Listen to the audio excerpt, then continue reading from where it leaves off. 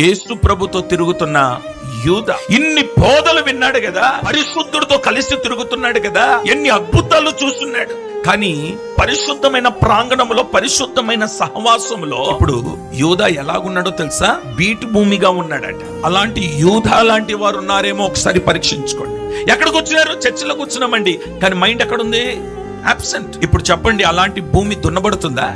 వస్తున్నావు, బైబిల్ తెరవు, చెప్పిన వాక్యాన్ని తీసి చదవవు, చెప్పే వాక్యం మీద దృష్టి పెట్టవు, అసలు నీ ఆలోచనలే వేరుగున్నాయి కదా. మందిరానికి వచ్చిన తర్వాత పర్యాసాలు, తమాషాలు, ఇక్కడ దైవజనులు వాక్యం చెప్తుంటే నీ సొంత ఆలోచనలో, సొంత కార్యక్రమాల్లో వాక్యం చెప్తుండగానే లేచి బయటికి వెళ్ళిపోవడం, అన్ని చేయడం తోటి నీ బీడు భూమి దున్నబడుతుందా? ఈరోజు బీడు బారిపోయి హృదయం కలిగిన వారితో ప్రభు మాట్లాడుతున్నారు. పాడైపోయిన వాడిగానే ఉన్నావేమో, నీ ప్రవర్తనలో మార్పు రావట్లేదేమో, నీ మాటల్లో మార్పు రావట్లేదేమో, నీ నడవడిలో మార్పు రావట్లేదేమో, నీవు దున్నబడినంత సేపు నువ్వు కష్టపడుతున్నావు, ప్రయాసం పడుతున్నావు, వచ్చిన రూపాయి నీవు అనుభవించకపోవడానికి గల కారణం ఏంటంటే ఆ భూమి పండట్లేదు. పండకపోవడం గల కారణం ఏంటంటే ఆ భూమి దున్నబడట్లేదు గనక.